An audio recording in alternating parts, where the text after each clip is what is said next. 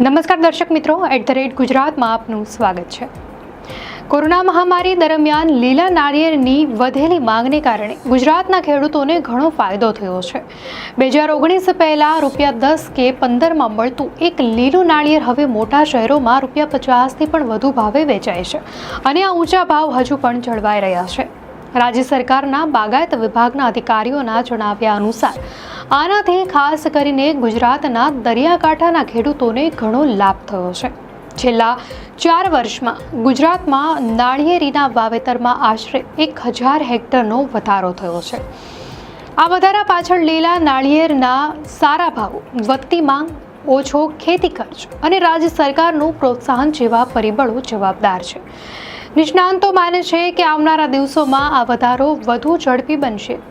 ગીર સોમનાથ જિલ્લાના ખેડૂત લક્ષ્મણભાઈ રામ, જેઓ વર્ષોથી વેરાવળમાં નાળિયેરની ખેતી કરે છે, તેઓ જણાવે છે કે 2020 પહેલા લીલા નાળિયેરનો ભાવ પ્રતિ નંગ ₹10 કે 15 હતો। કોરોનાના કારણે લોકોમાં આરોગ્ય પ્રત્યે જાગૃતિ આવતા નાળિયેરની માંગ વધી, જેના પરિણામે તેના ભાવમાં દર વર્ષે સરેરાશ ₹5નો વધારો થયો। હાલમાં ભાવ પ્રતિ નંગ ₹35 છે, જેનાથી ખેડૂતોને સારો નફો મળી રહ્યો છે। લક્ષ્મણભાઈના જણાવ્યા અનુસાર 1 વીઘામાં સરેરાશ 40 નાળિયેરીનું વાવેતર થાય છે અને સારા વર્ષે વીઘા દીઠ ₹1.5 લાખથી વધુની કમાણી પણ થાય છે। તેઓ કહે છે કે આ વળતર અન્ય બાગાયતી પાકોની સરખામણીમાં ઘણું વધારે છે, કારણ કે નાળિયેરીમાં સરેરાશ આવક દર વર્ષે મળે છે, જ્યારે ડુંગળી, લસણ કે ટામેટા જેવા પાકોમાં આવું વળતર ક્યારેક જ મળે છે।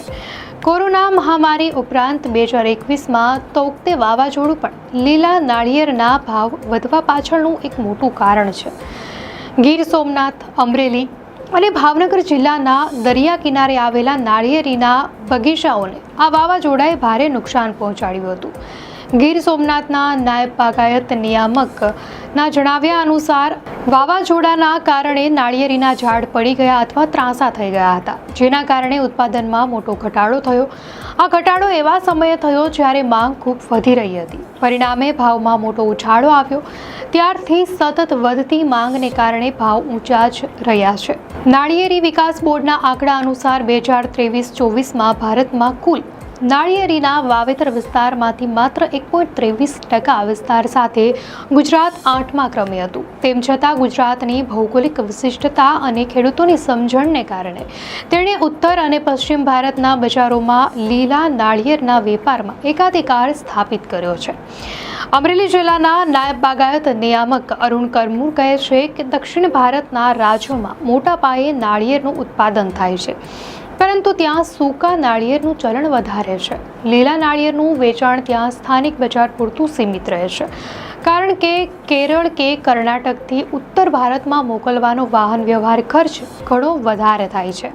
તેનાથી વિપરીત ગુજરાતથી દિલ્હી, પંજાબ, હરિયાણા અને રાજસ્થાન જેવા રાજ્યોમાં લીલા નાળિયેર મોકલવાનું ભાડું ઓછું થાય છે। આ કારણે ગુજરાતના ખેડૂતોને આ બજારોમાં મોટો ફાયદો મળે છે। તો માંગરોળ, માળિયા અને ગળુ જેવા ગામો લીલા નાળિયેરના જથ્થાબંધ વેપારના મોટા કેન્દ્રો છે। ગળુના વેપારી જણાવે છે કે ગુજરાતના નાળિયેર કર્ણાટકના નાળિયેર કરતાં કદમાં નાના હોય છે, પરંતુ તેનો સ્વાદ ઉત્તમ હોય છે।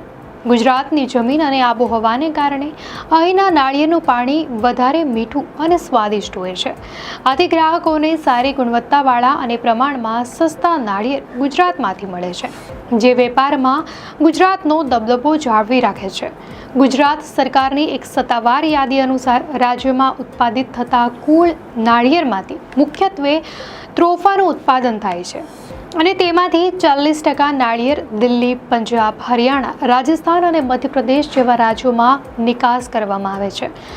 આંકડા દર્શાવે છે કે નાળિયેરીની ખેતી વધારે અને વધુ આકર્ષક બની રહી છે।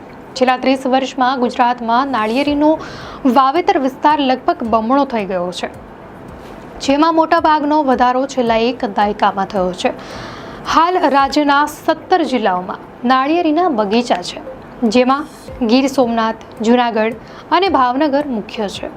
વેરાવળના ખેડૂત જણાવે છે કે તાજેતરમાં પરંપરાગત પાકો છોડીને નાળિયેરીનું વાવેતર શરૂ કર્યું છે। તેઓ જણાવે છે કે તેઓ નાળિયેરીના રોપા પણ વેચે છે. તેઓ જણાવે છે 2020 પહેલાં તેઓ વર્ષે સરેરાશ 1500 રોપા વેચતા, જે હવે વધીને 1.5 લાખ રોપા થઈ ગયું છે. આના પરથી સ્પષ્ટ થાય છે કે ઘણા પરંપરાગત ખેડૂતો હવે બાગાયતી પાક તરફ વળ્યા છે.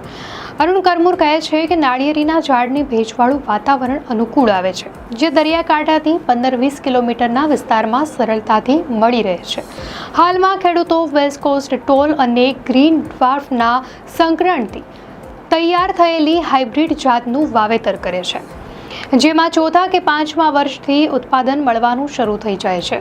નાળિયેરીની ખેતીનો મોટો ફાયદો એ છે કે જો નાળિયેર કાચા હોય ત્યારે લીલા નાળિયેર તરીકે ઉતારી લેવામાં આવે તો એક જ ઝાડ વર્ષે 300 જેટલા લીલા નાળિયેર આપે છે, જ્યારે સૂકા નાળિયેર માત્ર 150 જેટલા જ મળે છે. આનાથી ખેડૂતોને વર્ષમાં 2-3 વાર નિયમિત આવક મળતી રહે છે. આ ખેતીમાં છોડની કિંમત ₹500 કે તેથી પણ વધારે હોઈ શકે છે, પરંતુ એકવાર વાવેતર થઈ ગયા બાદ વાર્ષિક માવજત ખર્ચ ઘણો ઓછો હોય છે. પિયત, ખાતર અને નિંદામણ નિયંત્રણ જેવી સામાન્ય કાળજી જ પૂરતી છે. તો જૂનાગઢના ખેડૂત જણાવે છે કે વ્હાઇટ ફ્લાય જેવી જીવાત અને પતન અવસ્થામાં નાળિયેર ખરી પડવાની સમસ્યા ઉત્પાદનમાં ઘટાડો કરી રહી છે. જોકે અરુણ કરમુરના જણાવ્યા અનુસાર દવા છાંટીને આ જીવાતને નિયંત્રણમાં રાખી શકાય છે અને સરકાર આ માટે આર્થિક સહાય પણ આપે છે. આમ ગુજરાતના ખેડૂતો લીલા નાળિયેરની ખેતીમાંથી સારો નફો મેળવી રહ્યા છે અને આ ક્ષેત્રમાં ભવિષ્યમાં પણ વધુ વિકાસ થવાની સંભાવના છે. દર્શક મિત્રો, આ માહિતી આપને કેવી લાગી? આપની પ્રતિક્રિયા અમને કોમેન્ટમાં ચોક્કસથી જણાવશો. અને જો આપને આ વિડીયો સારો લાગ્યો હોય તો વિડીયોને લાઇક કરો અને ચેનલને સબસ્ક્રાઇબ કરો.